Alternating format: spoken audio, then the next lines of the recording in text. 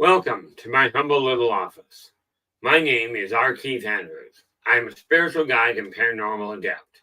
The journey continues today on June 25th, 2024 at approximately 4:30 p.m. PST. Now, I've returned to this world for one primary purpose, and that is to remind people that working together, we can make this a better world for virtually everybody. I build myself as a spiritual guide because the tools I offer are the exact same tools I personally use in my day-to-day life. And the philosophies of life I talk about are the same philosophies I personally utilize to guide virtually every move I make. With this in mind, I know these tools will work for you, as they continue to work for me, and they have worked for literally thousands of other people with varying degrees of success, depending on their own personal efforts. Now, we've got a couple of things that we're going to be dealing with in addition to the different organizations through myself and component parts of the consortium. But one of the things we have to realize is that there are things that go on in addition to everything else. Now, I'm not going to go into a whole lot of it. The one issue I do see here, Wu is in with the gold. How you doing? Well, I was going to say, how are you doing, Wu, but apparently not all that well. That being said, for obvious reasons, I can't exactly, or more to the point, I won't exactly deal with the situation head on over the air, but we'll see what we can do about giving you something positive to look at. Okay. Now, I did not get the time to go looking through the news today as far as positive events goes, but this doesn't mean I didn't find some. Okay, now a little bit of back history here. About 7 years ago, I used to walk around with two crystals in my pocket. Okay, about 7 years ago, I lost my quartz. Now this was specifically programmed as a healing crystal. While I had it, my leg never buckled. Well, I had the two of them. My leg never buckled. My heart, though a little oddball, I never had a problem with my brain shorting out to that degree. And emotional stability was absolutely rock solid, to the point that people pulling guns on me didn't have a whole lot of impact, aside from what? But that said, when I lost it about 7 years ago, 6 months later, I had a stroke, which we've talked about at length in the past. Here's the kicker. This neat little bed behind me. Okay. Obviously, in 7 years, or hopefully in 7 years, you realize we have to go underneath the bed to clean out, make sure that all the extras are taken care of. So I've done that a number of times. Yesterday, I flipped the bed over again. And here's the crystal. Now, you figure out how this was missed for 7 years. Take a look at the size of that quartz. Now, that's a combination smoky and clear. Now, somebody mentioned a name for it, and I don't for the life of me remember what the name was. But I used to pack that around in my right-hand pocket. Okay, this one here is my piece of moldavite. It's the only gem quality stone that I'm aware of. Rutilated? Rutilated quartz? I don't know. I believe so. Well, rutilated has the the rutilated quartz I have has a steel or a metal shard in it. The little lines in it. Yeah. No, well, I'll send that to him. there you go. That's as close as I'm going to get. Like, I get much closer, you're not going to be able to see anything. But that's the crystal in its entirety. So it's not exactly a small one. But you see how this could not really have been missed by a vacuum cleaner. You'd have run into it.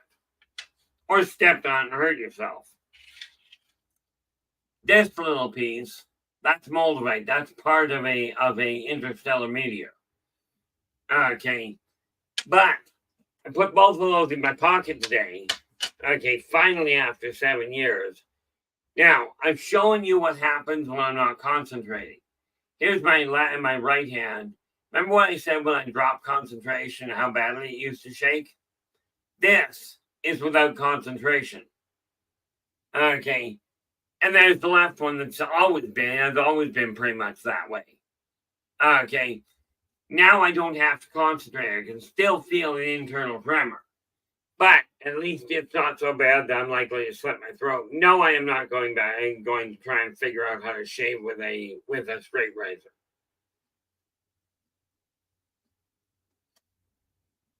So there is that little piece. Now, what do I got here? Now let's see. We have LA. How you doing, LA? Glad you could join us. And Nathan is in with the Quantum Show. And rest assured, guys, drop by Nathan's show Saturday night at 9 p.m. Pacific. Drop in, give him a listen. If you like what he has to say, absolutely give him a thumbs up. Do subscribe to the channel and share the daylights out of the thing. The reality is, it is sharing these verified links that we can find people to help put this world back on a decent track. Now I scroll that down, and we have Joe Stewart. How you doing?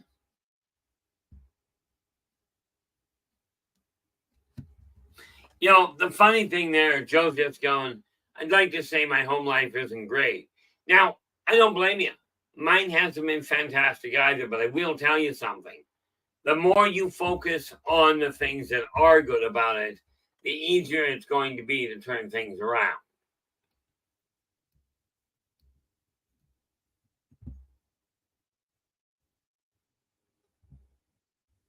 Yeah. Actually, we'll take a page out of being a child. Okay. Grab your pen, grab your pillow, put it on your bed, and beat the living stuffing out of the pillow. It won't complain. It'll give you a place to release that tension without actually hurting anybody, yourself included. Just a thought.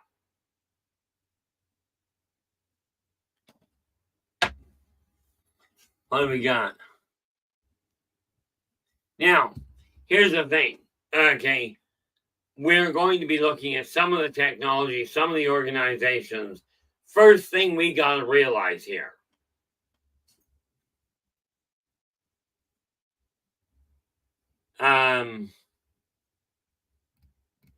Where are we?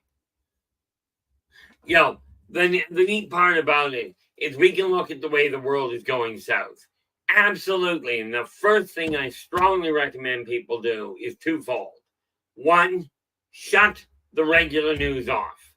I strongly recommend you be cautious using social media. Okay?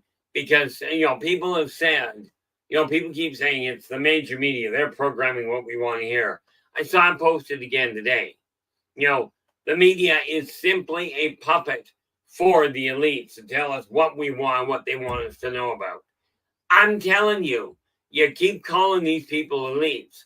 You keep putting them up on a pedestal. Okay? Nobody belongs on a pedestal. Absolutely, if somebody does something well, give them accolades. But that does not mean they're any better than anybody else.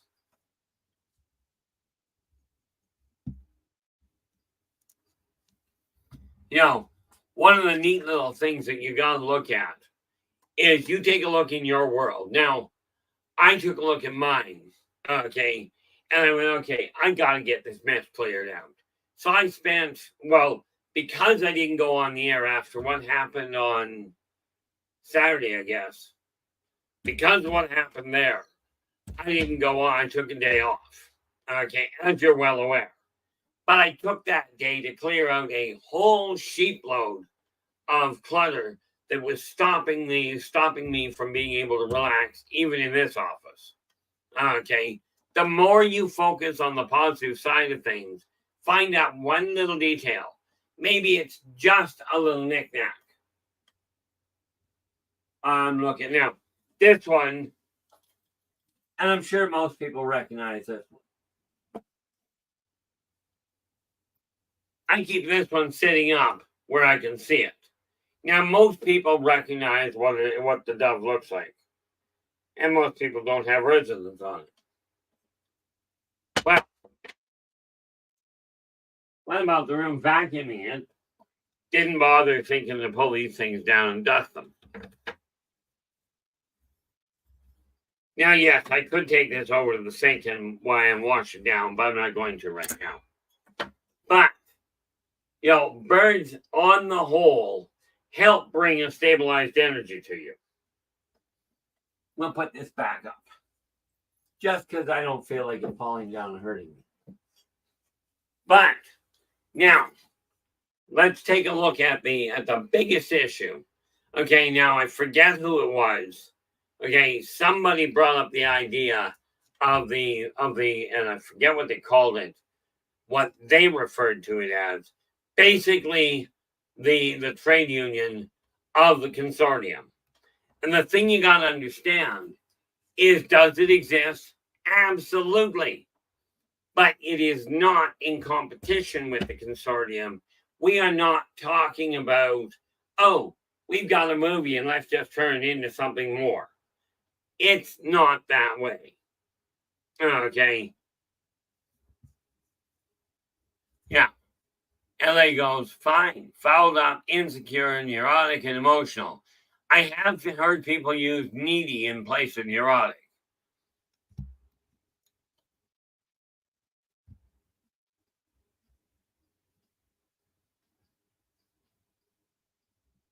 See, the neat little part, we talk about trails for vehicles going into nature.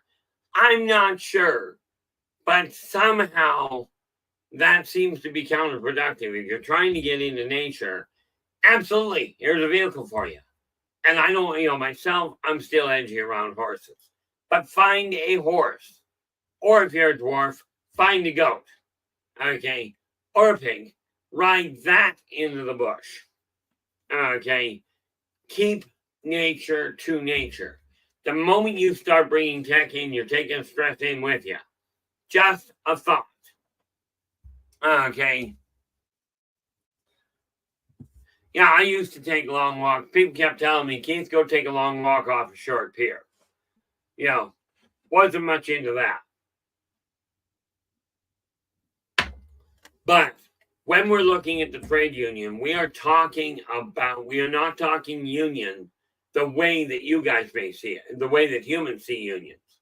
We are not talking about a situation where, oh, you're not doing your job, therefore we can't fire you because you're a member of the union. No. You're a member of the union. You either do your job or you're not a member of the union. It's pretty cut and dry. But you'll love the union's way of evicting people from the union. Okay? They will evict you from whatever floor you're on. And bear in mind, some of these industrial towers are a little on the high side. Okay? And for those of you that are wondering, yeah, some of the off-worlders can, number one, they can fly. Number two, they can levitate. Here's the neatest little kicker. Ultimately, Storm, yes, out the nearest airlock.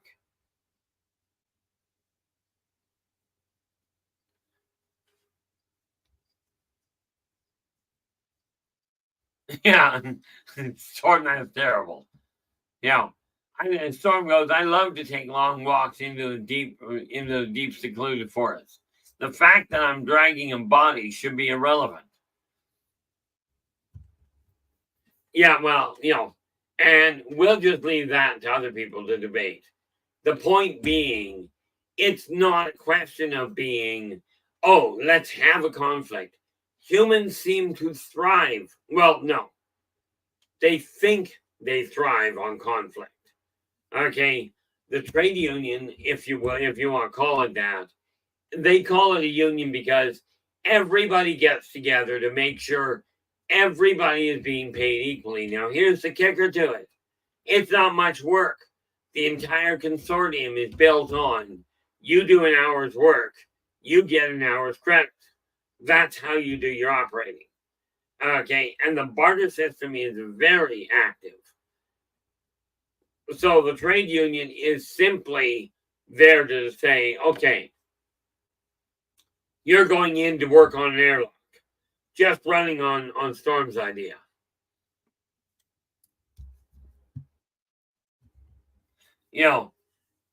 let's say you're working on an airlock with the data they've got. Okay, what they do is they go, okay, to do the job you're going in to repair should be this much work. It should be about this much time.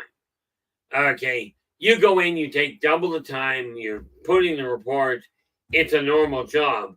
Odds are you just won't get another job doing that. Okay, but you don't get your pay cut, you just don't get future pay. Yeah, stress seems to be a bit of a pain in the neck, all right. This is one of the things that you got to remember. Where it comes to the consortium itself, it's designed to find common ground for everybody. The trade union simply focuses on the work schedule. Okay, on assigning work detail, who's doing what is required, and how many people do we require to make that happen. Okay, so unlike union in Terran terms, where Terran terms seem to be, you're a member of the union, we will fight to keep you in your job whether you're doing it or not. Now, this is the way it comes across to me.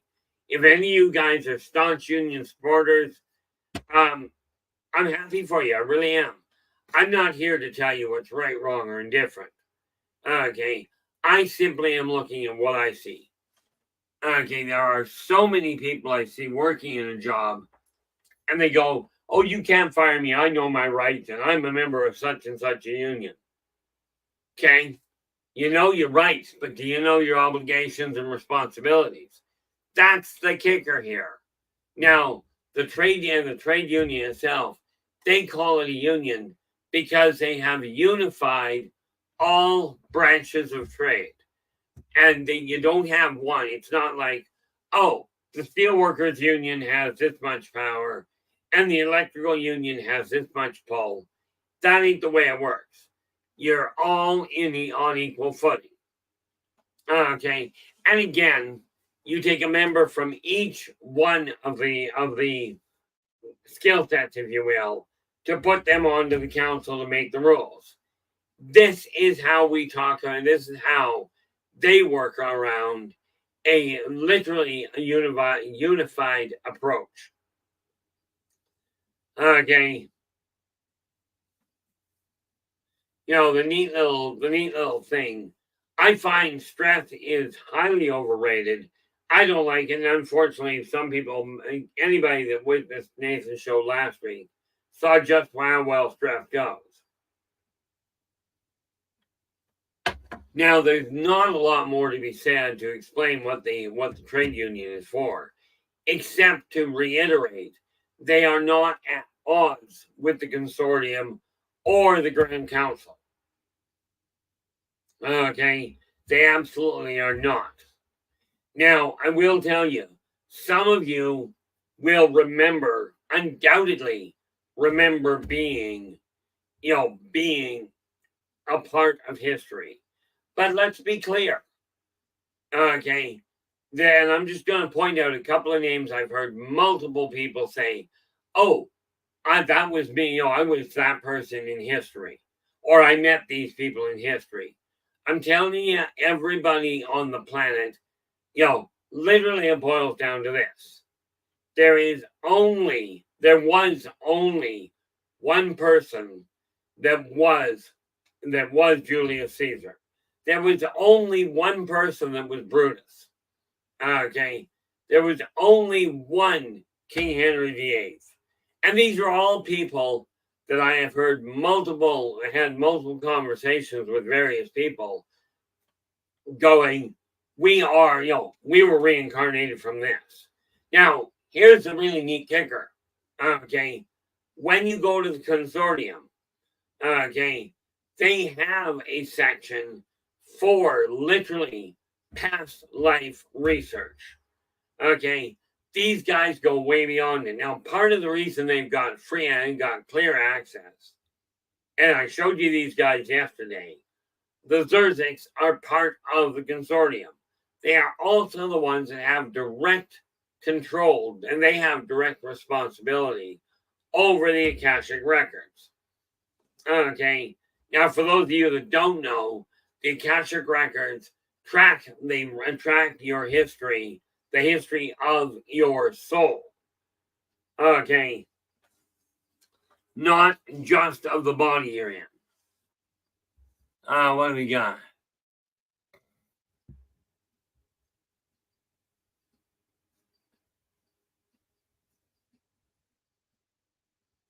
Oh, LA goes, I belong to both the Teamsters and the AFL-CIO.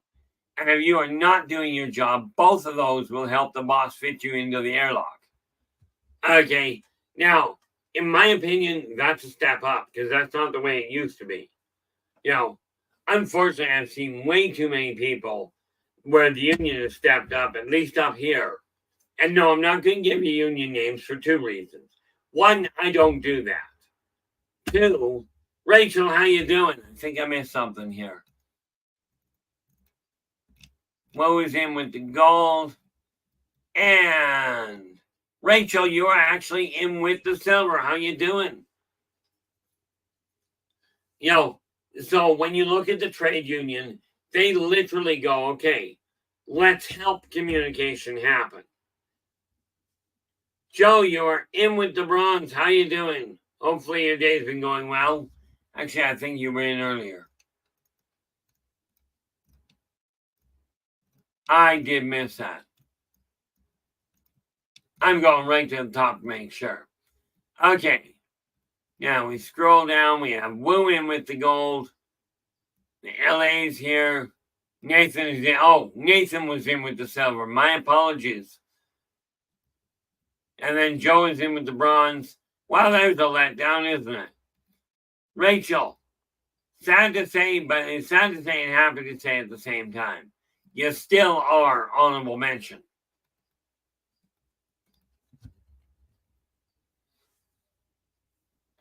The nice part about it, when we take a look at the union, they literally are working to make sure that that employers and employees alike are being treated properly. Okay, it's real simple. You don't do your job, you're fired. Actually, in all fairness, their normal method of handling things is to take a step back. Okay, you're told you're not doing the job. You can step down voluntarily and we'll put you back in a position you can handle, or you can say no. However, if you say no, they will terminate you to get you off the payroll. So, not really a hard decision, usually. But like I said, the trade union itself is simply a unified approach. Much like the Grand Council handles society things, the Union Council does the same thing. But what they've got is one member from one member of each of the different industries sitting on the council. Now, if you've got a problem, they don't take the race or any of that into consideration. They go, okay, we've got all of these unions. Now, what's your problem? Okay, if you happen to be a person with a complaint regarding the electrical union, the electrical industry, you've still got representatives sitting in the council helping to explain what you're doing, what the problem is, and helping to find a balance. This is completely different from the Grand Council of the Galactic Consortium itself. Okay, this is just the reality behind it. And what we've got to realize is they are there to make peaceable, productive adjustments. Okay, this is the same reason why I've got Storm in LA, and in all fairness, Nathan, in the room watching out for problem children. Because the people that are creating a problem, we saw it just on Saturday there. Okay, people that are causing a problem, okay, get a warning. And usually it looks like you're getting 2 or 3, which I'm deferring. I just left that in Storm in LA's hands because the way I figured it, I've been known to be too nice for my own good. So they give a warning, and go, okay, you got to back it up. Now we have one person in here that flat out refused to let go of things. Net result, he was tossed. There was a second person that was getting borderline, but because of the way things were handled, they settled down and everything continued. With the trade union, okay, they are simply there to make sure the job is getting done properly, to make sure anybody, no matter what your gender, what your species, none of it matters. The only thing that matters is, are you doing the job? If you're doing the job, that's fine. If you're not, there's another problem.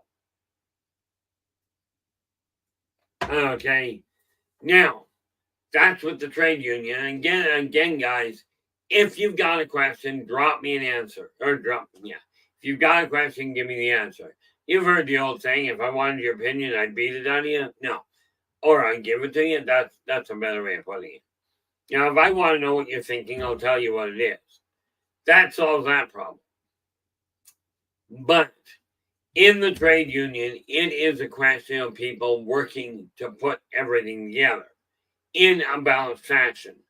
Now, if you've got questions, if you've got something specific you want to deal with, absolutely let me know. And to you directly, Woo, once we're done with this stream, I don't have a whole lot booked other than stuff I'm working on in the office. You've got the number. Drop me a line. We'll see if we can get things sorted out, at least in your own head. Now, the fact I'm suggesting you call also means I don't put price tag on. Now, let's be clear. I have never turned down money. Okay. The way I figure it, I'm not dumb enough to turn it down.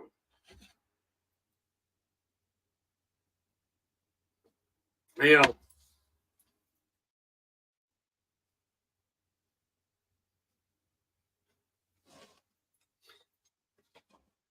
yeah.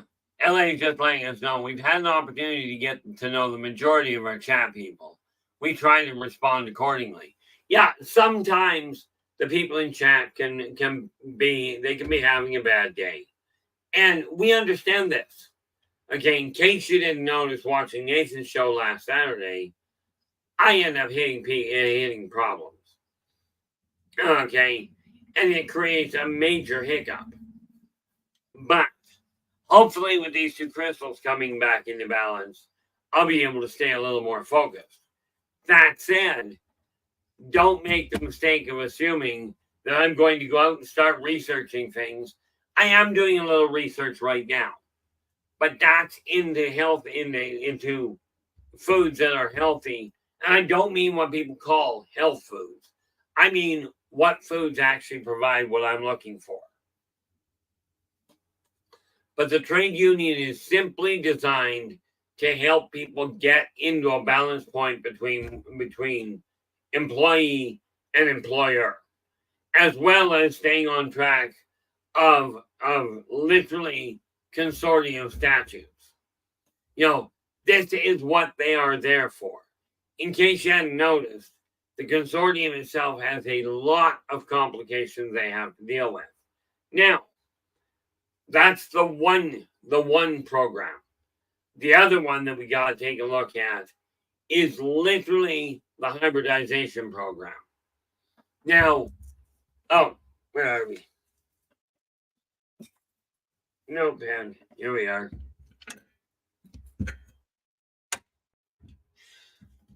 Looking for my pen to make sure. Always keep one of these handy. I've got 3 of them.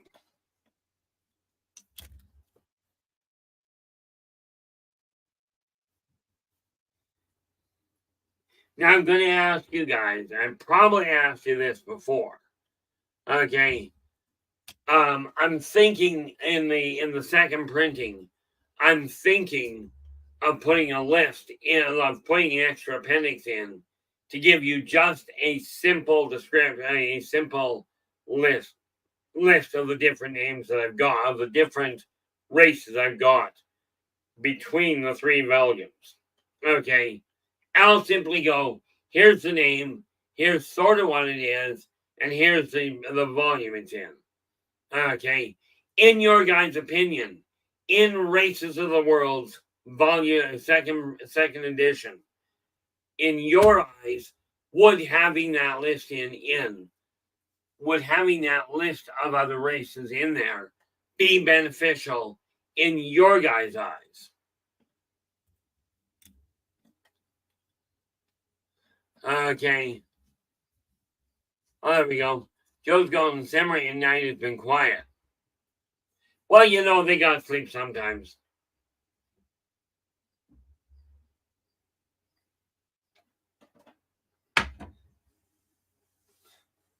Thank you very much, Rachel.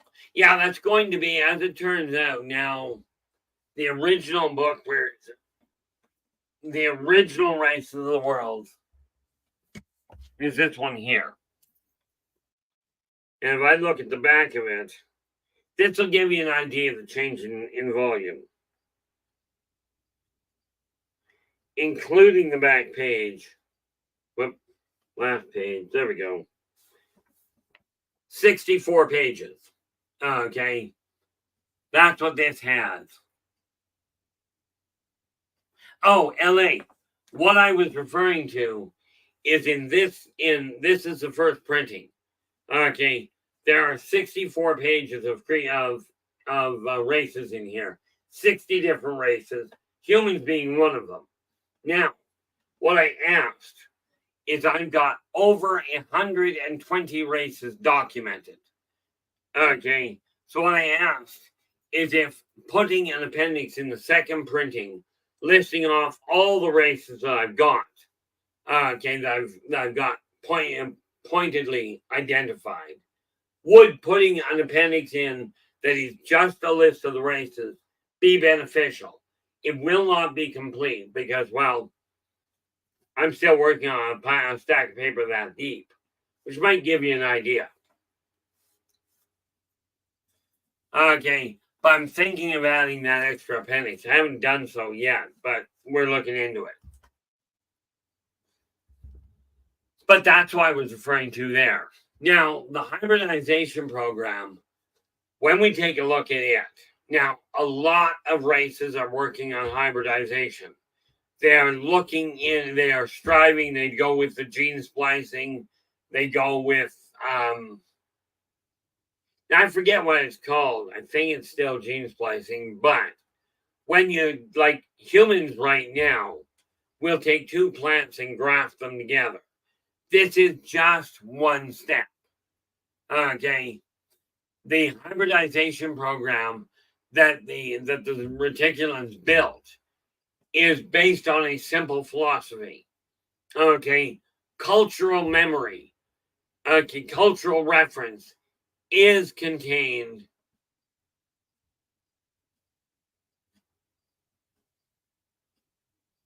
Oh, yeah, well, that was the funny thing. This volume is 64 pages. Okay, not 64 sheets, but and when I look at right now with the way it is, as is, without the extra 2 or 3 pages, it is currently got 88 pages. Okay, and all it would take is possibly one more sheet of paper. So it's not a major change in the price line. But I do agree with you. The thing is, I don't put every ounce of information in. There is way too much. Somebody pointed it out the other day. I was talking to them, and they said, you could almost write a book on each one of these races. And I probably could, but in all fairness, I may not have enough time for that. I could require a few more decades than just the 7 I'm aiming for.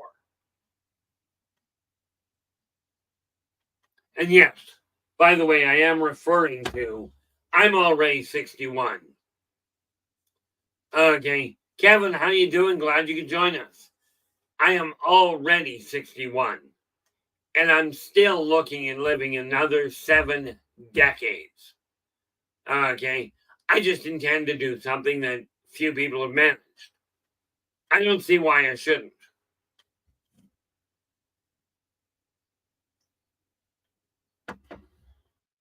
But And like I said, number one, we are going to be touching a whole pile of different races next week.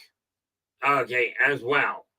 Now, with the hybridization program, okay, number one, cultural memory is locked in the DNA of all corporeals, and for that matter, non-corporeals. Just harder to find the DNA, the physical markers. Okay, but the reason for that is you have this, here we have an interesting situation. Believe that is, yeah. Okay. Now, most people, if you take a look at a human, you point something and you point a gun at them, and go hands up. This is a sign of surrender. Okay, this is great. But what happens if it's a different race? Because I will tell you this. You deal with a spare knocked in, okay, and they bring their hands up like this. Believe it's a spare knock. Wonder if I can get that up. That sounds bad. Let me just see. Go to browse. Volume 2. I need that one because, let's see, we grab that and bring it all the way down. I'm just making sure I've got the right name.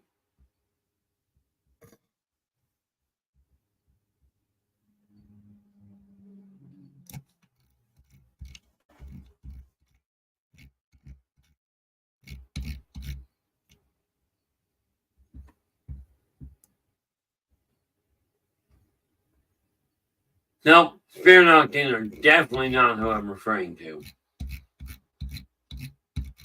That's okay. I'll have to look into it. There is a race at any event. They put their hands up. Okay, this is not the time to step close to that. What we got?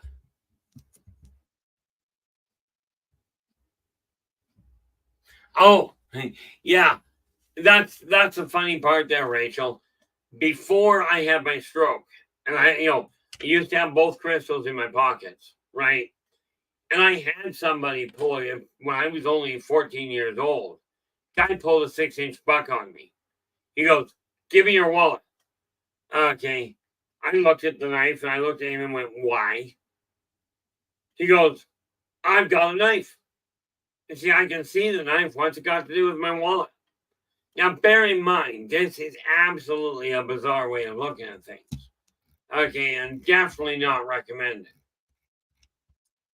So he went back and forth. He looked at me and he goes, "Give me your wallet." I said, "Look, I'm going to go through this for you one more time. I've got a wallet and you've got a really sharp knife you could gut me with. Right? But I still don't get the connection." Well, the guy turned around and wandered off, sticking the knife back in his pocket, saying something to the effect of all the people. Okay, now that's a little bit of a sidetrack for you, but let's get back to the hybridization program. With the Zeta Reticulans, they found the reason they come to humans is because humans are the easiest, genetically speaking, to work with. The fact that humans have a triple helix, not a double one. Okay, and yes, the major research centers on Earth have discovered the triple. Problem is that most of them are looking at a lot of the DNA going, it's just junk DNA. I'm telling you, there's no such thing. Okay, DNA is kind of necessary for the building block. But with the consortium, what they did was go, okay, we've got to take 2 different races, not always physiologically compatible. And I cannot explain exactly how they do it, but they take these 2 races and combine them. Some are not compatible at all. Like, for instance, you'll never run into a holic corporeal hybrid. Not going to happen. Okay. You're all now. The reason for that is because the Holic are a fire elemental. And yes, I've seen them twice on Earth. Okay. And I'm talking about with the big ones. Okay. Now, a Holic, as you can well imagine, is not going to be able to be connected and in a Terran accepted or Terran understood method of copulation. It's just not going to work. Now, you could have an Anunnaki hybrid built in a test tube. But I will tell you, I talked to one guy who flat out told me he was a naturally conceived Anunnaki hybrid. Well, think about the logic here. Humans are 6 feet, and that's the taller ones. Most are around the 5'8", 5'9". Anunnaki, the short ones, are 9 feet. Okay, and they can range as high as 30. Okay, now I do, and there's a number of other races I got to deal with, but the hybridization program, what they've done is combine them so that so that hybrid understands the culture of both of the races. Joe, I've been on a cane since I was 12. I took everything from about a third of the way up the thigh to halfway down the shin, right to the bone using concrete and gravel. Not a great option. Okay, but that happened right smack in the middle of a 7-inch growth spurt. Net result, the knee is shot. Okay, I did check into getting it replaced. And the doctor took one look at it, and the Dan looked at the damage to the leg and went, it's a 50-50 shot at best, because they got no bone to work with. So he said, the only thing I can guarantee that I can suggest, if you really want it done, we do have an operation. I said, what would that be? He said, we buck it off of the hip and start over. Now, I don't know about you guys. It's not in pain. You know, yes, it stops periodically. But it's not in pain. Why buck it off? And have to deal with, with these neat little things about extra drugs and what have you that don't work for me anyway. Okay, so the hybridization program, literally, now I talked about the dextrospinalizer. Okay, matter of fact, come to think of it, let's see if I remember what I did with it. I'm just out of sight of the camera for half a minute.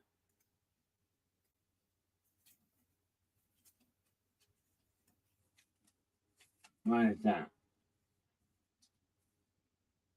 Oh.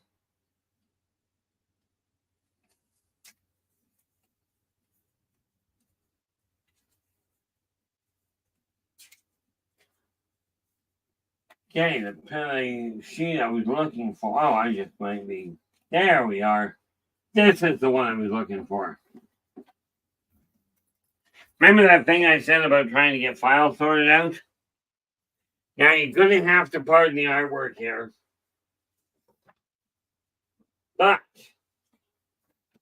this is the primary tool. Well, where is that? There you go. That's the mark I was referring to that the dextrospinalizer makes. Okay, three pinholes. Okay, the 3 needle holes with a straight bar. Now that bar you see is where they put the tracker in. Okay, and this bottom picture here. Now understand that whole neck swivels to come around straight. Okay, that's what we are talking about. There we go. Yeah, I know I'm trying to look around a sheet, but oh well. There, now you can see me. Now there's a scary thought. I still think the picture on the right is better than the one on the left. But on my right. Okay. But that's the dextrospinalizer. Okay. Now they built this hybridization program so that the hybrids, and you saw You say if you were here yesterday, we saw the Gleeclock hybrid. Okay, we saw a picture of what they look like. Clearly, they don't walk around on Earth all that well. Okay, I think they might stand out somewhat.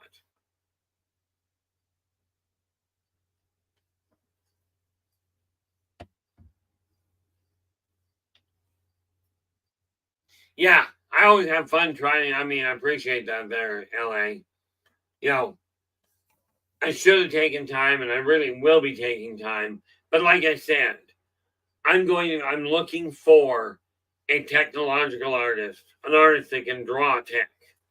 Okay, to make it a little clearer. Now, when you take a look at that, okay, that hybridization program, number one,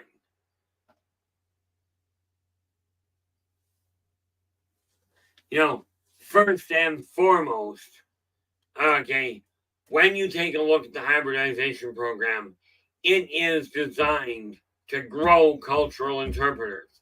But the root people, the people that are being taken to be part of that, are in most cases returned.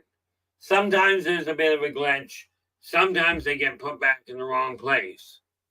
Okay, but the program is literally designed so that when you hand somebody, like if I take to any human, I put a cup forward, okay, and I go, here, right, have a coffee. Now you may not understand the words, but putting a cup in front of humans on the whole, okay, humans will understand that is simply an offer for a passive drink. Here, are you thirsty? Have a drink. Okay. When you're dealing with off-worlders, when I say have a coffee, is the cup the coffee? Is what's in it the coffee? Or am I basically threatening to kill you? Okay. Not a problem there, Joe. This is something that that Storm and I were talking about the other day. If I can bring more of a graphic set of pictures together, even with lousy artwork, it's better than nothing. Now, with that in mind, we're going to go to the engineering side as well, but the hybridization program, people are being grown. Now, what happens is you take that new child. Renee, how you doing? Glad you could join us. Hopefully your day's been going well. When you take a look at the hybrids, the child, in most cases, is returned quite often to humans. Okay, the human component gets a child back. And the reason for that is, amongst other things, humans seem to be a little bit more adjustable to odd behavior. Yes, people talk about, oh, that guy's weird and I don't want to have anything to do with him. I mean, let's face it. I've been called the devil incarnate multiple times, but you got to remember, I'm an active psychic. I deal with UFOs and alien races, and I grew up in a Bible Belt. Okay. And of course, the fact that my father was superintendent of Sunday schools didn't exactly bode well in this case. Okay. So I've been called a lot of names. Some of them are repeatable in polite company. Okay. But the hybridization program is simply a communicative effort. Think about it. You can take a computer, which is based on the way a human brain thinks. Okay. And that's where we have an interesting glitch. Because of that, okay, you can program a computer to take word exchange with simple sentence structure to go from English to, I think there's 56 or 60 different languages. And that's just talking about the program Google Translate. Okay. And according to a German lady I knew, she looked at it and she goes, with German, if you put a single sentence down, it'll translate pretty well. But the moment you put two or more sentences together, it scrambles them. Okay, now the neat part about all this is the hybridization program was literally designed so that different races could understand each other a little bit more readily. They work as translators as well. And the thing is, many of these races, what happens is they bring a translator in, okay, to help get the message sorted around. Very integral part of communication lines. That's the thing we have to look at. Okay, now let me see here.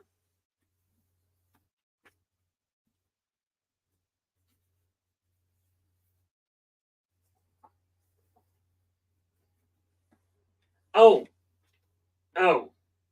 now, here's the neat thing. Now, yesterday we were talking about technology, so I'm jumping back and forth a little. You're going to have to bear with me.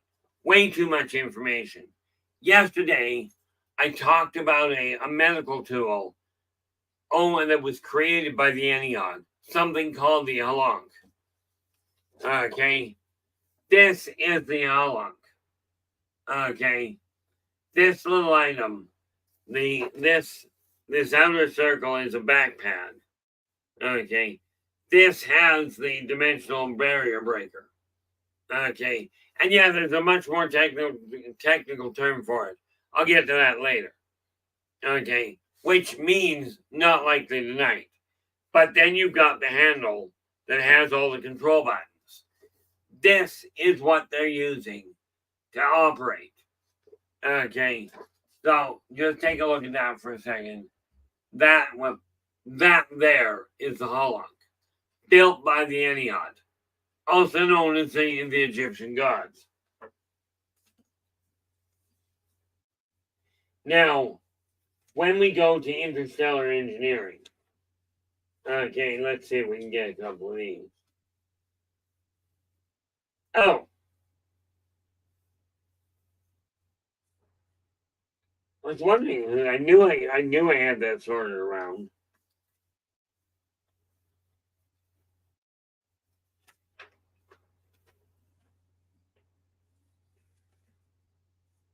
I am looking at different pictures I've got here.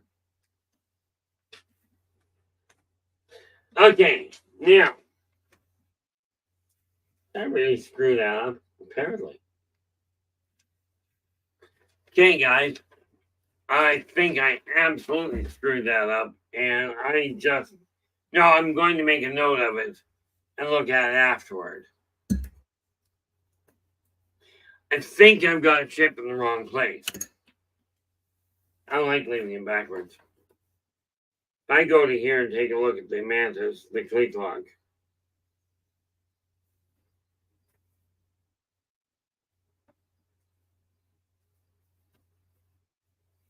I think I wrote that down wrong.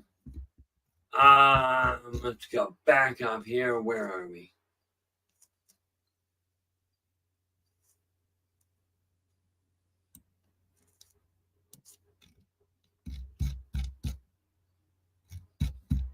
I am looking for.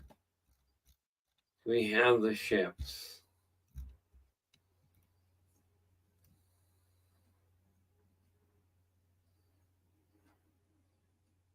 I didn't screw it up. Bonus.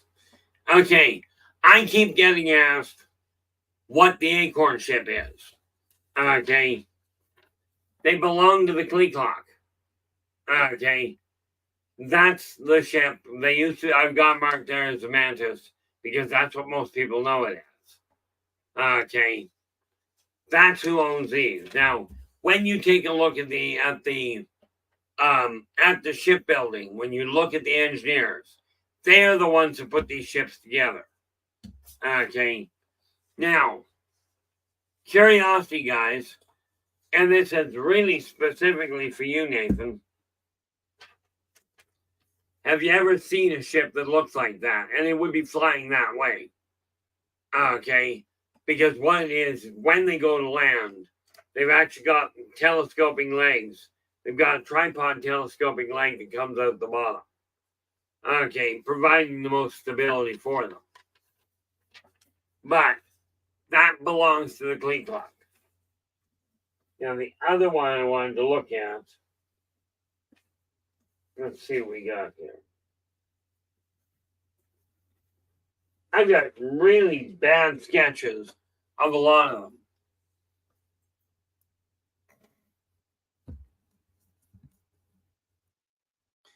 Okay, the most common ships that you will likely have seen will be this one.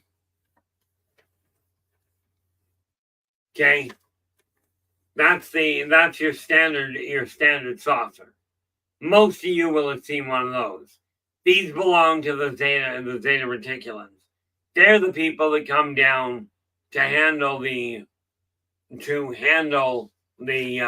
hybridization. Now, you've seen these ones. This one should be this one here. Okay. If you've ever seen one like this, you'll notice there's a bubble on top. Okay. That bubble on top, that tells you you're dealing with a Martokian ship. Okay. And again, these are built on site, and all of these are built in the same place regarding the consortium. Okay, you can go to the homeworld and get them done custom in the whole 9 yards. Absolutely. But if you're looking for stock, these guys do it quite well. And I wonder... Oh, this is the one. I remember this ship when I first ran into it. What is this? Oh, okay. This ship here. Okay. I remember years ago in broad daylight, I'm sitting out on the deck at work, and I see one of these hovering overhead. I kid you not, it was sitting there. You know, picture this being over top of you. Okay. And it's doing this. In one place. It's not floating. Well, it's floating, but it's not drifting. So there's this guy that shows up. He's a real estate agent. He's looking around. I looked at him and I said, can I borrow your eyes? He goes, pardon? I said, well, clearly mine don't work. Right? He goes, oh, okay, no problem. What can I help you with? I pointed at the sky and I said, what is that? He goes, well, I see it. I said, there's a good start for me. I said, but what is it? He says, well, it's not an aircraft. It's not an ultralight. It's not a helicopter. It's not a hang glider. It's not an ultralight. It's not a hot air balloon. It's not a bird. I said, great. What is it? He said, I haven't got a clue. Okay. This neat little ship is the Mobians. Now, the Mobians originally came from Earth. Okay. In essence, Mobians are humans. So, yeah, they will pass like one of you without a problem. Problem is they won't relate to modern tech. Especially since ours is so far ahead of the game. Okay. Now, we'll sort these back out afterwards. Don't need those.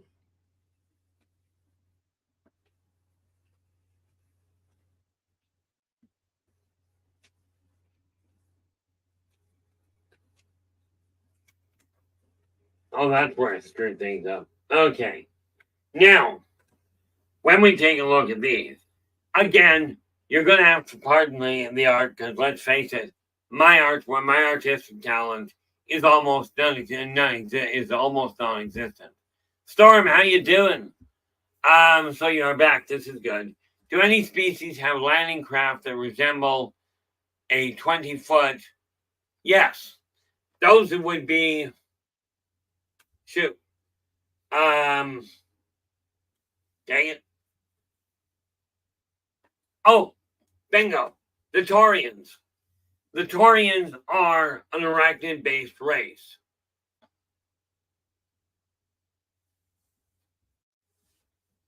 Okay. I will get to your question and to your point there in just 10 seconds, Okay. The answer is yes.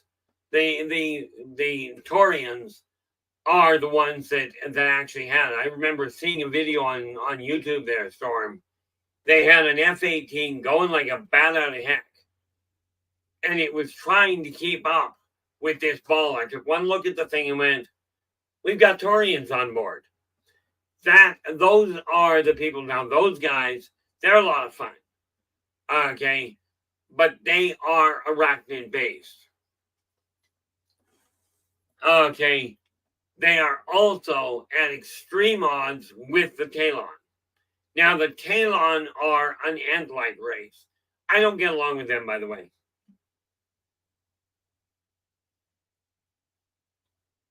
Now, with that in mind, yeah, they are here. And I tell you, when I saw that, it's kind of like when I saw the video of the Tech-Lec in New York City. Absolutely stunning photograph. Now, I'll tell you, I can't tell you if the photographs are real.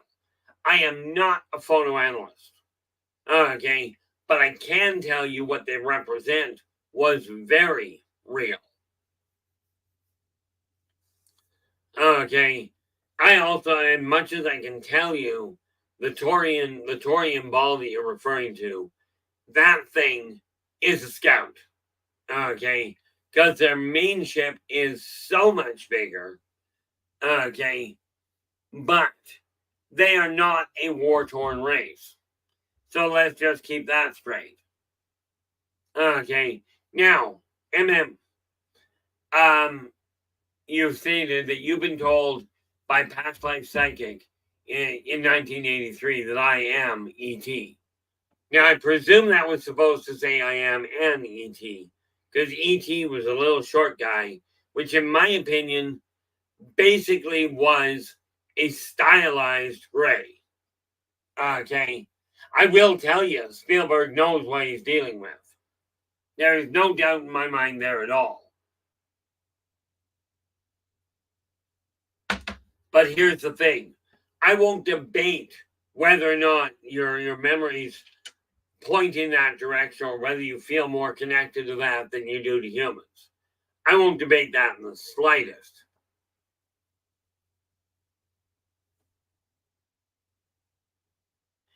Okay. Now, pardon me for being dense, because this is as far as I'm going down the road with it. But he told you you are E.T. as in E.T. from the movie E.T. the Extraterrestrial, i.e. found E.T. found home. Is that what you're referring to? Because I'll tell you, E.T. itself, I'm dealing with over 120 races. It's not, and about half of them are ETs, are off-worlders. Okay.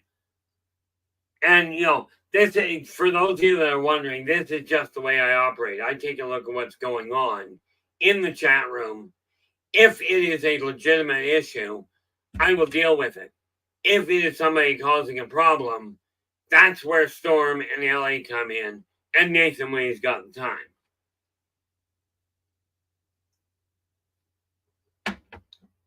But I will tell you this. I've run into people whose primary memories come across as being off-world. Okay, but if your body responds to medication properly, responds to Terran food properly, okay, then what you're dealing with is whether you remember your ET life better than you remember the human one, you're still operating a human body. Okay, it's that simple. If you're not, if your body is a little twisted, you gotta start asking questions. Okay, now, I have run into some people that their systems just don't work normally. Okay, normal as in what the average person runs into. But what we are looking at is an interesting setup.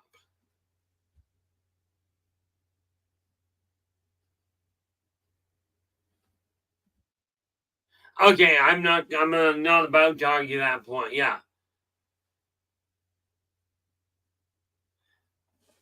Okay, like I said, I wasn't going to go down that road very far. Not going to go down that road very far either. Looks like I have a bit of a glitch. This young lass has drank all my coffee. Give me a moment, I'll be right back.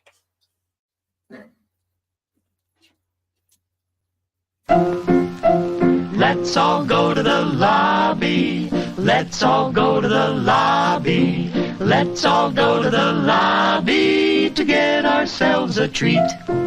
Delicious things to eat.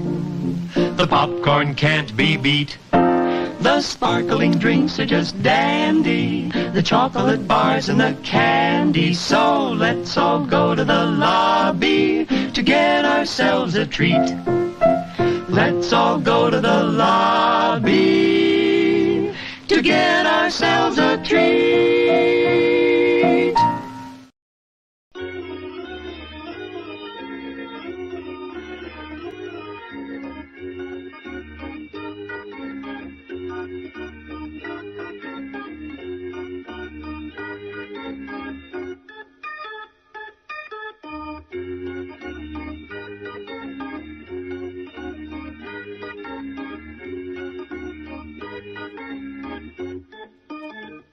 We are back to that very important go-to.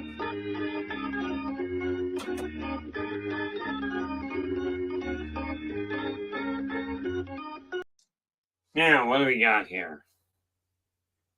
Joe added something that much I can. There we go.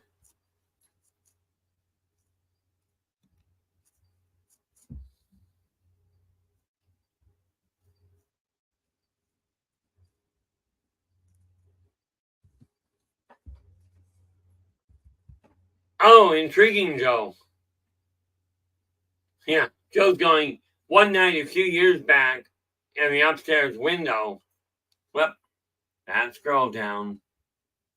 In the upstairs window, and there was a police helicopter that was flying over the cemetery. And Joe says he saw something red flying behind it in the opposite direction. Which boils down to, got spotted sort of and decided to clear the area.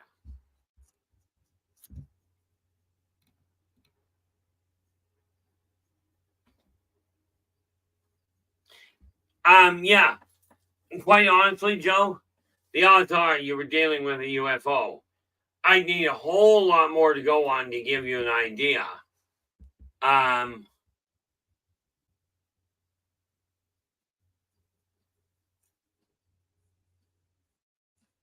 Oh. Joe goes, if that was UFO of some sort. Now, just being red doesn't give me much to go on, so I'm a little lost on being able to help you identify that. Okay. Now, here's the neat part about it. Okay.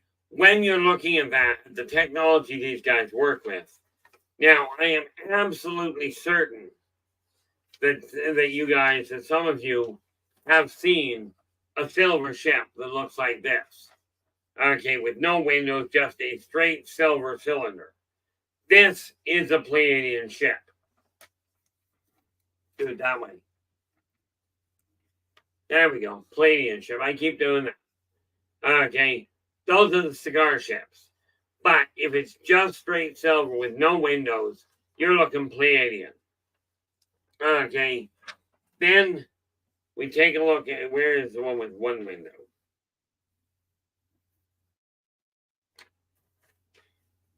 If you see a silver ship, where are we? This, if you see one with two banks of windows, okay, that's a Srizalian ship. Okay, the funny thing is the Srizalians, the Sarkon, yeah, Now, do understand something, LA. You've seen this one a few times. Yeah, I've seen that one occasionally. Yeah. Now, this ship, and this is what I was referring to earlier. You're referring to this one with the double bank of windows, I presume. Okay, now the neat part about it, this is a Strazazian ship. Oh, seen both. Now, these guys are the Strazazians I was referring to. And just to give you a little bit better picture, I can do two things with them. But this book here, okay, let's see if I can do that right. Little too much glare, but this guy in the middle, he's human. Okay. This one right here, this is a Strazazian. Okay. Now, take a look at the size of him compared to the human. Okay. This is what I meant when I said that what I did was I took the different races I know, and utilized them in the Elderbachian Chronicles. Here we go. LA goes, we call the windowed one a sightseeing tour bus. Not quite, but I will tell you this. Okay. Not that one. This one. Okay. Quite often, these guys with the bubble on top. Quite often, those are sightseers. Okay. These belong to the Moby or to the Martokians. Okay. And quite often, they will bring the kids out just to see the backwoods planet. Okay. But now I've got the one picture that you can see, and I'm not going up front to untangle it. I've got a much better rendition of it, but I stumbled across this one day.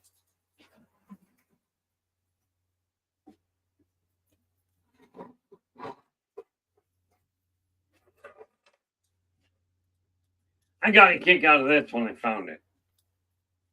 So I just had to pick the thing up. Okay. Now the center of the ball on top, that's where the people sit, which gives you an idea of the ship size. Now, in all fairness, this bubble on top is a lot bigger. It's actually about that size in diameter. Okay. But can't do that because it doesn't sit out. But I found this in a secondhand store, and I went, no, I got to have that one. You know, yes, I collect odd things on occasion. Ultimately, LA, yes. See, the neat part is, if you take a look at the UFO reports, okay, what I found out from other researchers is that during the time when Mars is closest to Earth, there is a spike of 3 times the UFO sightings in orbit and around the world. 3 times every time Mars gets close to Earth.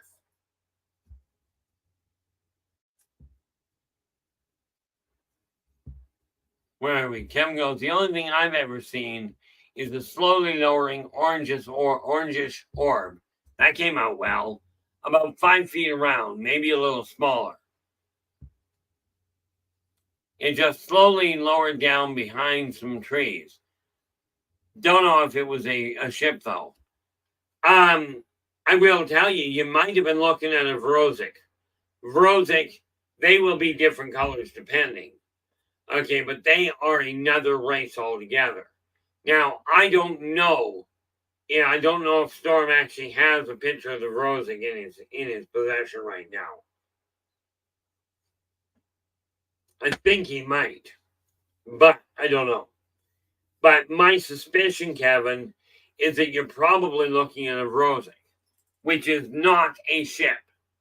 Okay, they are strictly another race altogether. Okay, and in all fairness, they're energy based. But when you look at the shipbuilding, from the trade union, they deal with all of these all of these different vehicles. By the way, and somebody mentioned yesterday, the size of the weapon isn't, that's not how you tell its power level. This is true. But when you look at trying to do damage, okay, and this is why the main ship is the main gun on the consortium flagship is the size it is. Because if you're trying to punch a hole in a planet, having a borehole only a foot in diameter is not going to create much of an impact. Have one the size of the Titanic and then some. Oh, there we go. And then go, Storm doesn't have it. And that's okay. We're working on enhancing things as far as that goes. Okay, but when we look at the trade union, they cover all trades. Now, I will tell you this. The only people that work on the completed Corlock ship are Corlocks. Okay, yes, they build the ships in layers. Okay, but to mount them all together, they have to use Corlock engineers because Corlocks have no physical stable form. They're kind of like, well, take a look at Star Trek Deep Space Nine. Okay, Odo is a Corlock. Okay, and their entire ship runs on their own bioenergy. Okay, but anything now, they have to do their own. Same thing happens with sure, I love when I pull a blank on a name. That's why I keep this thing handy. Where'd it go?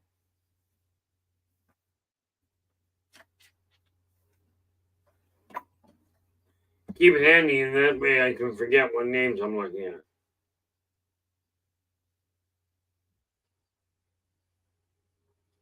Oh. Where is the little monkey? Not that one.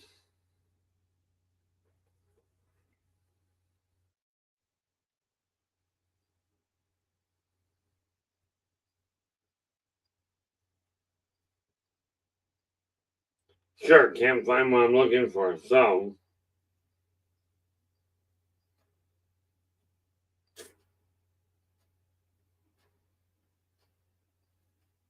There we are. The Kinlar have to do a lot of their own. Okay, and the Zotar definitely have to build their own. Because the Zotar are own, well, other people can build them, but the Zotar, if you're taller than 3 inches, you're not becoming a pilot. You haven't got enough room to work. Yeah, now, again, Kevin, you're likely seeing, if you're dealing with orbs that are different shapes, or different sizes and different colors, the odds are you're dealing with Vorosic. Because the Zerziks tend to be one color. Okay. I mean, it changes hues, but they're more rainbow in configuration. The Vorosic tend to change color depending on their ranking. But again, perfectly harmless. Although I wouldn't recommend shaking hands.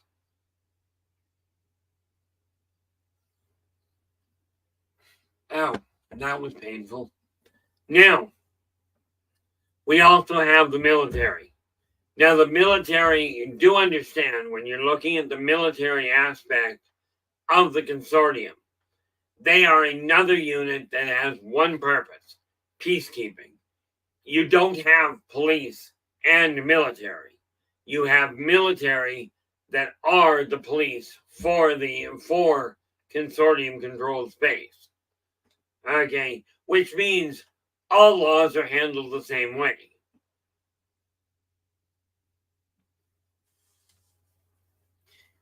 No, I suspect, Joe, that you've had a lot more visitors of the orbs than many people think.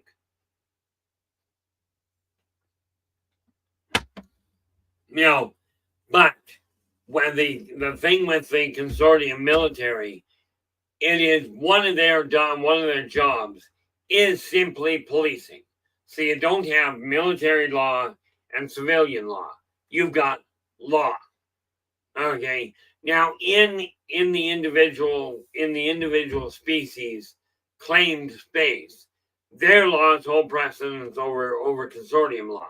But once they leave their area, now they fall subject to consortium law. Okay. So when we're talking military, we are not talking about a military that has rules per se. The consortium military has a simple rule. If we're going to war, win at all costs. Okay. And I know this does not mean become suicidal, but it means hiding on holy ground won't protect you.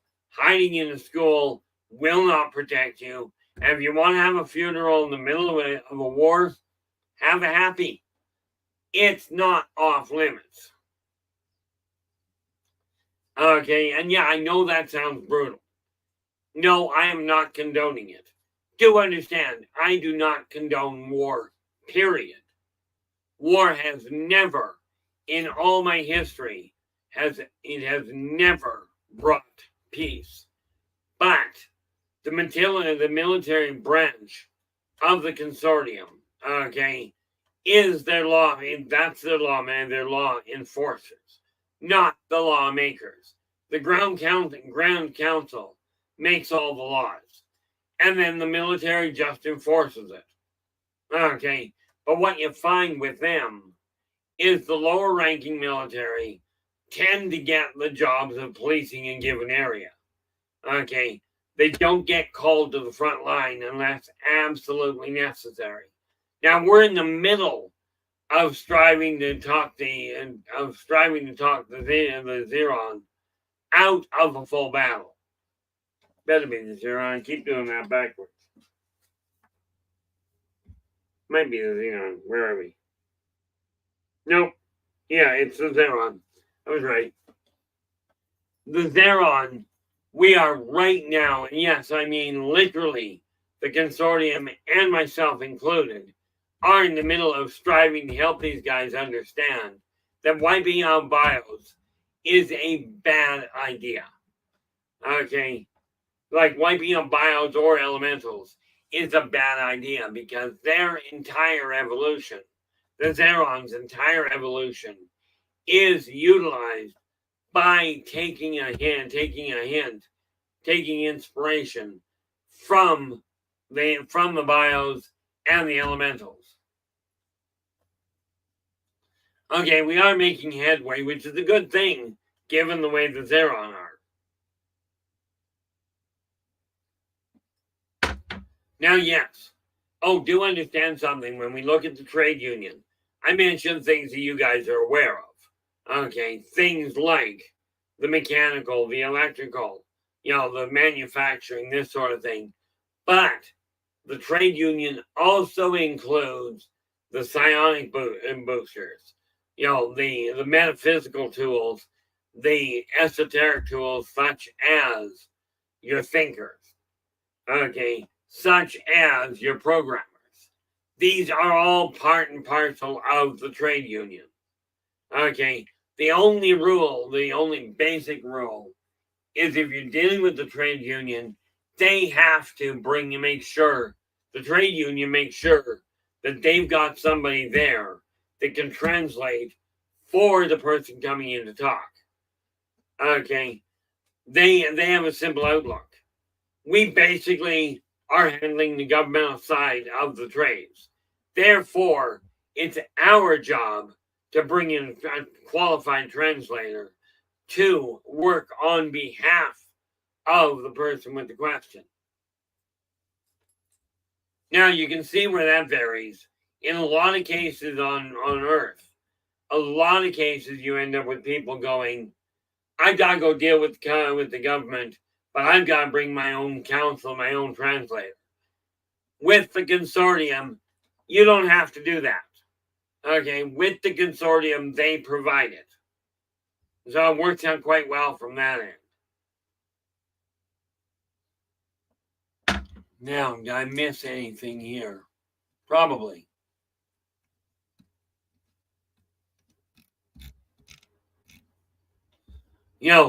So I mean, this is what you're looking at.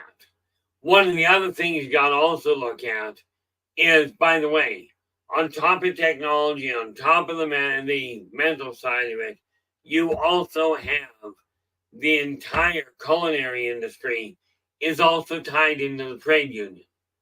Okay, and rest assured, some of the meals they come up with are intriguing.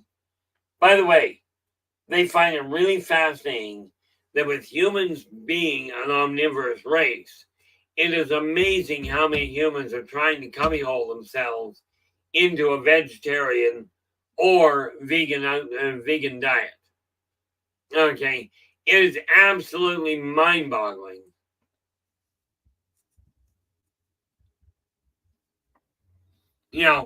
But when you're looking at this, there's a number of different things that happen with the consortium.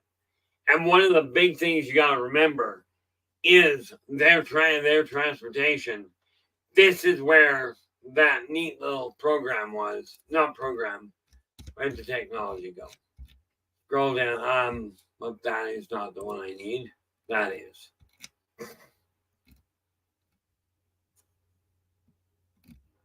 Not the Gravatal or bean. Which one are we looking at?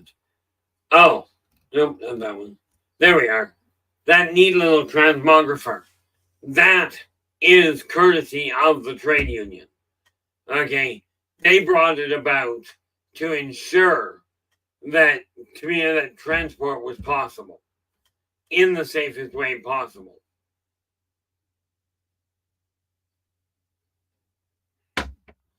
And before somebody gets any brilliant idea, okay, there is a way that they had, and just dawned on me, I've just been informed here, that there is a way that corporeals, well,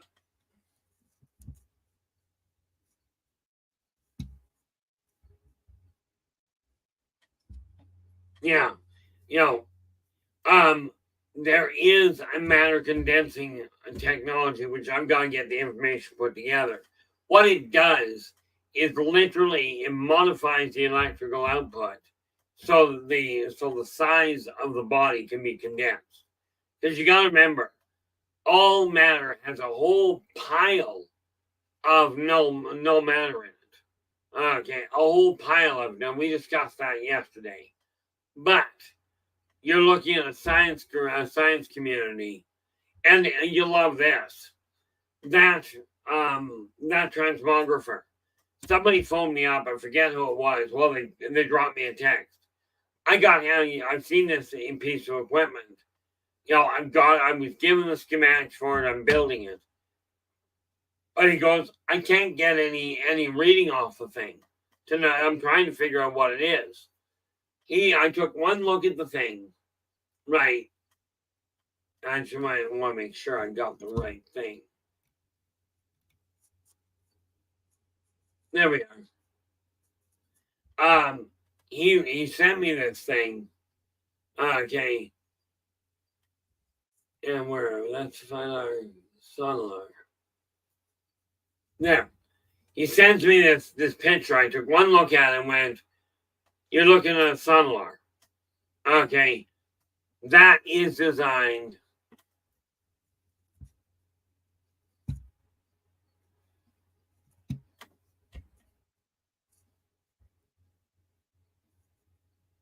Pink, I got news for you. Virtually every Gamoran produces mud, one way or the other. This is not a unique planet in that end. How you doing there, Pink?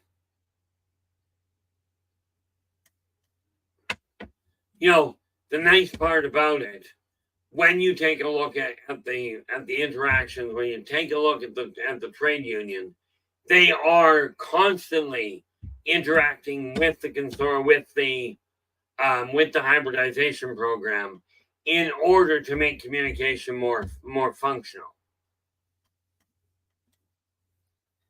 Okay, it's just one of these things. Again, we are talking about a very complex organization. You know, humans are confusing at best, in case you hadn't noticed. But I will tell you, and I see this a lot, I know that many people will sit there going, oh, I'm not human, I'm not from this planet. Bad news, the odds are, if your body, like I said, if your body responds to medication in the way that the majority of humans do, and it can sustain itself on standard human food, the odds are you've got a human body. Now, your mind may well remember a past life far better than it remembers this one. You may well find you relate far better to a different perspective than you do to this one. But, okay, there are very few, quite seriously, and I know somebody's going to take offense. I know somebody out there is going to be looking at it going, no, I tell you, I'm not human. Okay. And you're welcome to that. Okay. But I will tell you, if you stand on that line, be aware they've got this neat little organization in human governments around the world that are going to do one of two things. They're either going to come and collect you and lock you up for testing, or they're simply going to lock you up. Take your pick. Okay, but the nice part about when you look at the trade union, okay, these are people that are literally interested in making sure all trade is possible. Okay, and what they do is instead of going, oh, let's move this particular manufacturing to another planet, they upgrade the equipment so the planet where the stuff is can be utilized to process it. Thank you very much, LA. Do appreciate that. You know, the nice part about it when we look at this whole thing is the reality behind the different races is we got 2,500 different species. Okay. No, scratch that. We've got 2,500 different planet members. Each of those planets may well have more than one species. Okay. Like, for instance, on Earth, we've got your humans, we've got your Corvor, we've got your Elephant, okay, you've even got the Gron. These are native to Earth, okay, but that's 4 different species that are all sentient, all have their own abilities, and all have their own strengths and weaknesses. Okay, that's the neat part about it. Now, the reality is I don't have all the answers, but I am more than willing to answer what questions I can. And where do we go here? Pop that down to make a note for myself here.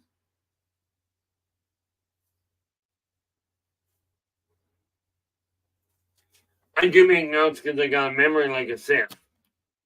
You know, a lot of things pass through it and a little of it hangs on.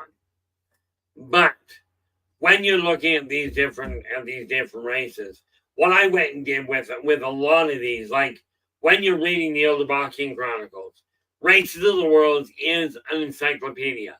It has data in it. The first volume is literally 60 different races I've personally dealt with. Some of those races I've included in the Elderbachian Chronicles, not the least of which is the Zertics, the Elfid, the Corvor, okay, and, you know, we're also looking at a few others. There is, I don't know if I've got in, at this point I don't. The Holocaust do come in as well. But, oh, have a good night there, Kevin. Thanks so much for sharing your time with us.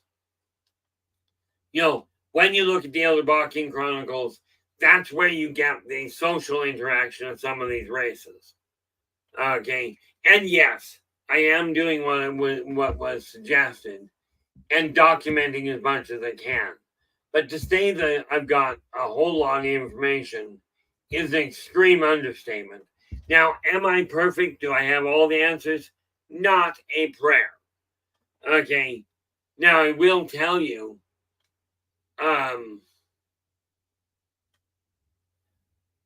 what have we got?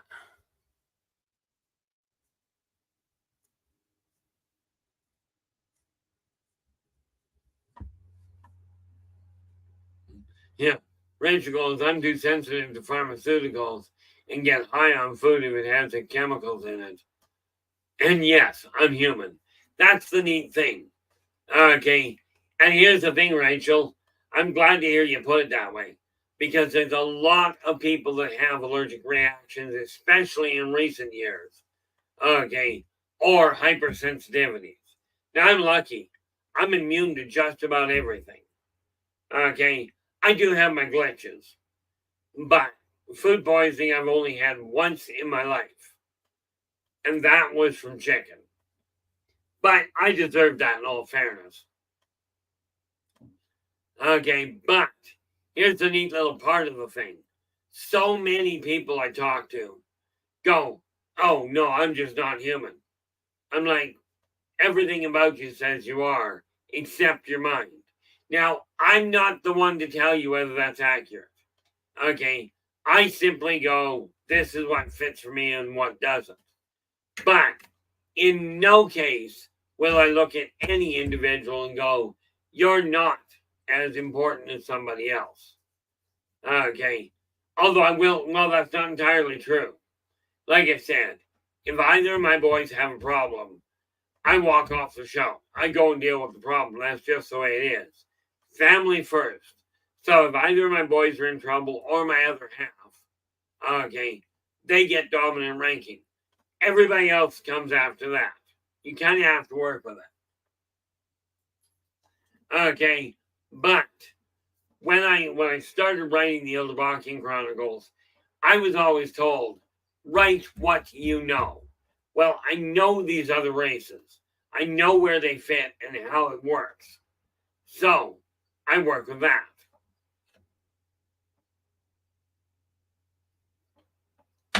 Now, I will be talking when I go down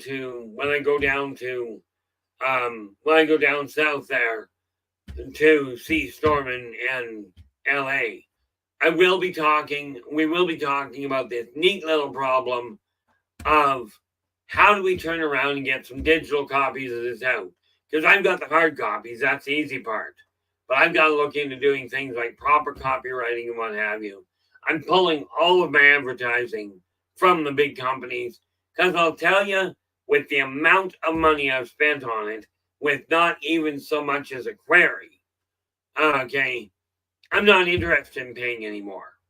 And it does mean that some of the websites I've been hanging on to and trying to make work are likely going to be dropped. The one at the top of this stream, the Buy Me a Coffee, that one's working like a charm. Okay, and if you're interested in any of the books that I've written, any of them at all, absolutely drop me a line.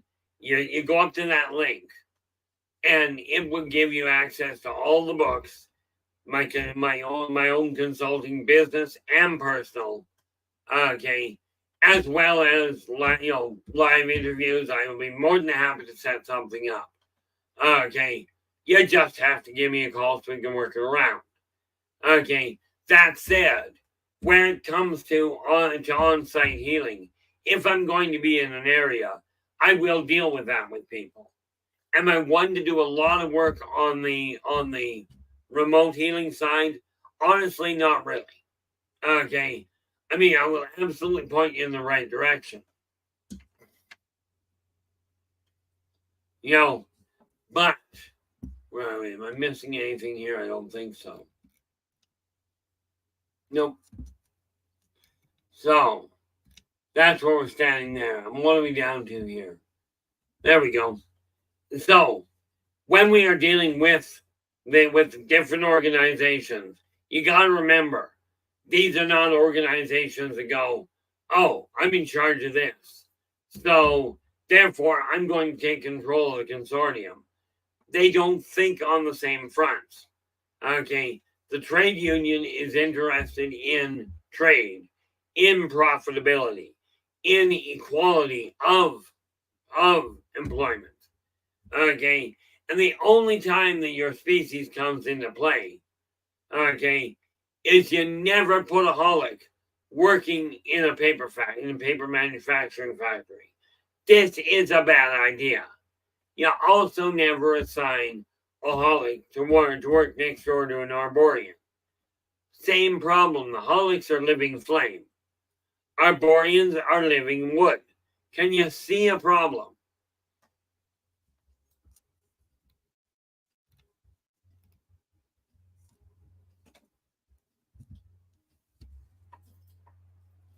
You know, this is what we find, is that with the trade union, they go, okay, let's make sure these people are capable of working together, not willing.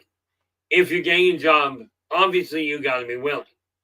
But there are times when you just can't function with it. Okay, so you sort of have to take that into consideration. Okay, you do not put somebody working underwater that can't breathe if you've got the option. Because if you can take a whaling, which are born, the whaling or the whaleosh, both are capable of breathing underwater. There's no problem. If you've got options on them as compared to a holic, never put a holic in the water. This is just not going to work well. So, and again, when you're dealing with the hybridization program and the exploration program, I thought I had one. I'm just going to go through the pictures here.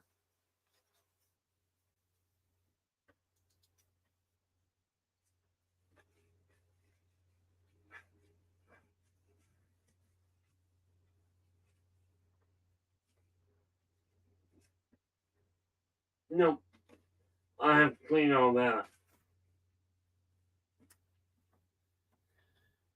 I'm just looking to see because I've got a couple of other pictures that I know of. Okay, that I've got to sort around.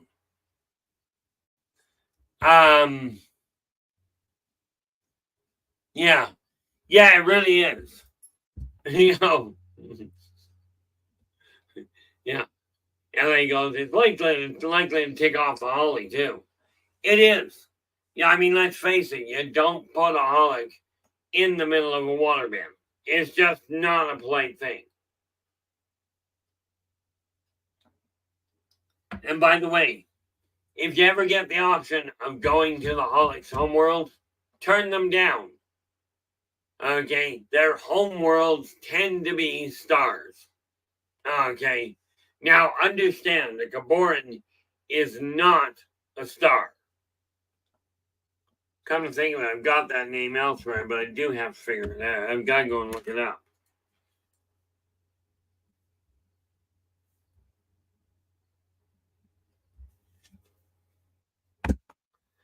Okay, and I keep, and you notice this. We'll be talking away, I'll say something and go, wait a minute, I've got that information somewhere. But understand, but in volume 2, I've already got all the races selected. But volume 1, I should be tying off the massive majority of it, probably on this being my weekend. In other words, over the next 3 days here. Okay.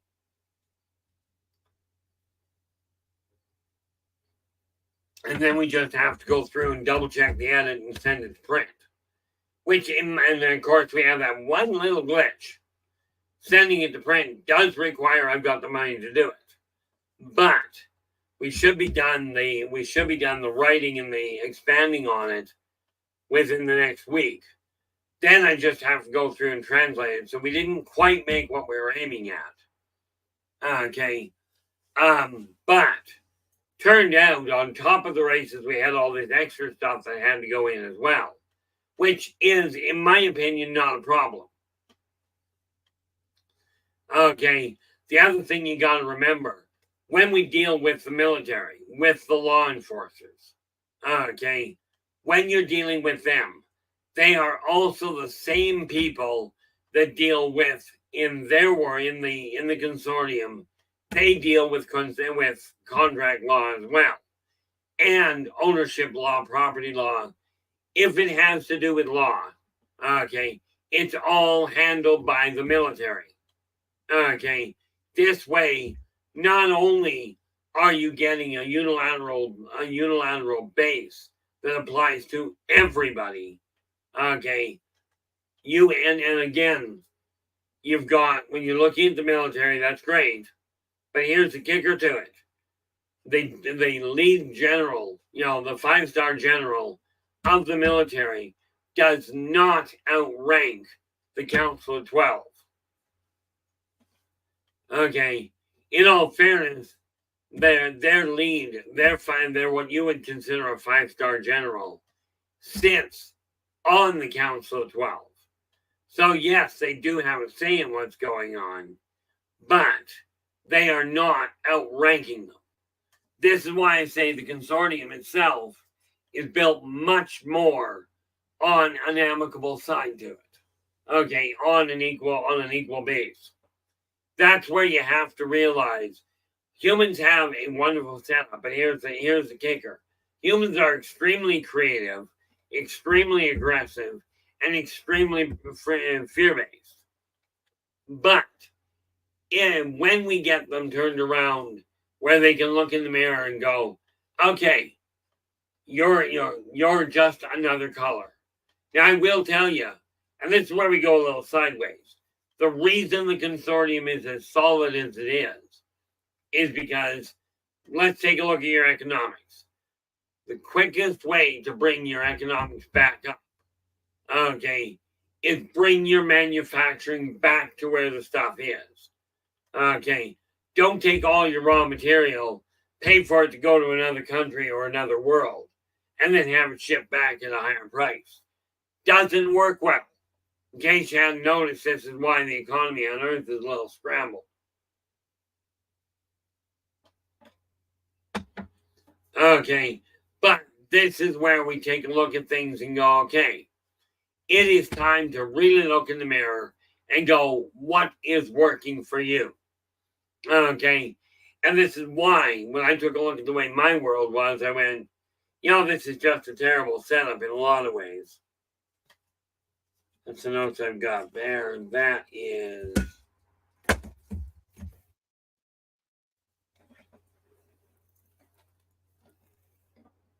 There it is. Just a couple of things I gotta get dealt with today. Like I said, it's just, I always keep a list handy because of one little detail. My brain goes in 18,000 different directions at once, I'm certain of it.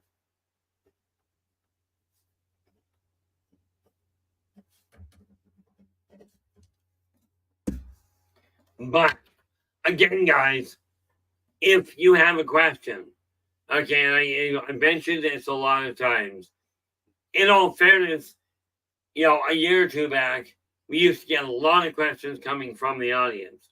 Right now, what's happened is we are way down. Like, don't get me wrong, the subscription numbers are up. Okay, they're absolutely climbing. The chat room itself is where I will answer questions absolutely for free without a problem in most cases. Okay, some of the complicated ones that come up, there's no way to do it without a whole lot of time, and I'm not about to do that here.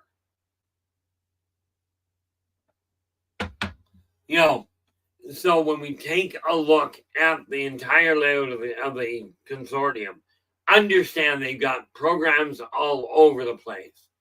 You know, when you're looking at when we talk about social programs, that is the program people that are set up to relocate people. Let's say you're human and you have enough of the tools that they require, and you desire to relocate off world. Some of you will get away with it. Some of you will be picked up. I had a friend here years ago. He was one of the lucky ones. And in all fairness, he was the only one I'm aware of that I directly went and said, hey guys, you might want to take a look at this guy. And the off-worlders picked him up and took him on a number of runs. Now, I cannot tell you what the qualifier was that made them do it. All I can do is say, I dropped it in their lap to take a look. They looked at it and went, yeah, we're going to take him up. Okay. From what he told me, he was absolutely ecstatic about it and tied off his life quite nicely. But I tell you, I'm 61. He was older than I am when he got taken for the first time and got to live his life, like his life stream. Thankfully, I can happily sit here and go, yeah, I managed to have an input in helping him attain a goal. The same applies to the rest of you. And I don't mean getting off the planet. I mean, if you've got a goal, I am quite willing to do what I can to help you realize it. Like I did with the client I had that really desired to become a doctor. Okay, as in a medical doctor. I worked with her for 8 years, keeping her head focused so that she could get the job done. Well, at 60, now I met her when she was 52. At 60, she became an MD.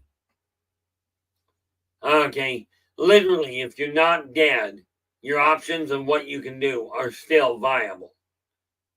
Okay, if you're dead, you're a little more limited. Of course, if you're like me, you drop dead 15 minutes later, you go, well, that was a neat nap, now I'm going back to work. I'm still trying to figure out why I do that. Other than, as I've been told, I've got a very big job to do.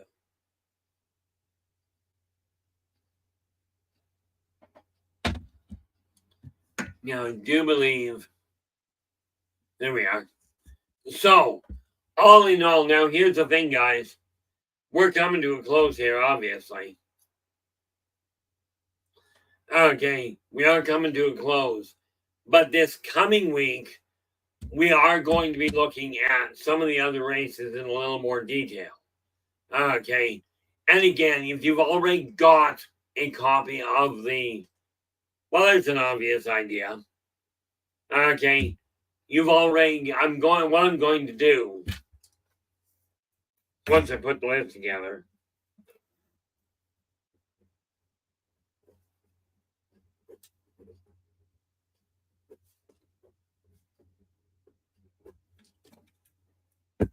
I'm going to put a list of the different races by name, okay, on Facebook, so you can take a look at it and go, okay, let's find out about that. I will put their actual name and their click wheel name, i.e., when we take a look at the Zeta Reticulans, it'll be Zeta Reticulan equals gray, or Corvor equals dwarf. Okay, so you have an idea of what options are available in case you haven't looked at the book itself.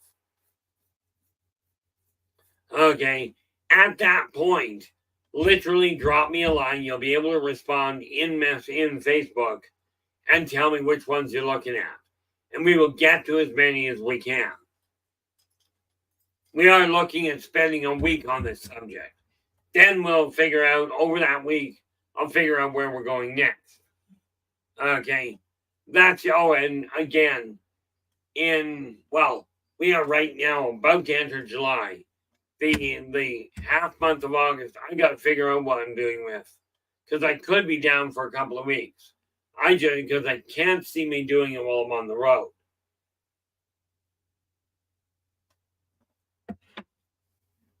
You know, but we'll figure something out on that end. You know, that's, you know, the nice part about it here, guys, is this. You have control over your life. Okay? Everybody has free will and freedom of choice. What you don't have is freedom of consequence. Okay? Now, with that in mind, I see we're coming down to the 5-minute mark here. Well, we've just answered it. With that in mind, guys, okay, I do want to say, absolutely, those 3 karmic laws. Be true to yourself first. Do unto others as you desire them to do unto you. And energy out, energy in. Absolutely critical you stick to these. Okay. Thank you very much, LA. You know, and again, if you've got questions, drop me a line, leave me a message in the notes. I'm clearing the notes off today in YouTube. Take a look at what I've missed, which sadly is probably a fair chunk. If you're still waiting for an answer, over the next 3 days, I'll be clearing all of that off and going, okay, gone through them all. Here's your responses. So if you are waiting for an answer, you'll get it. Okay. But, like I said, let me know which races you'd like to look at. I'm not going to guarantee that they mesh with what you've been told. But then I've researched none of it. This is literally from personal experience. So, that said, I do want to say thank you so very much for sharing your time with us tonight. Really appreciate it. We will be back again on Friday at...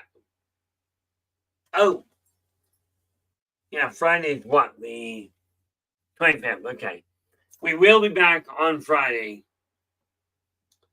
Okay. Until then, absolutely do take care of yourselves and each other.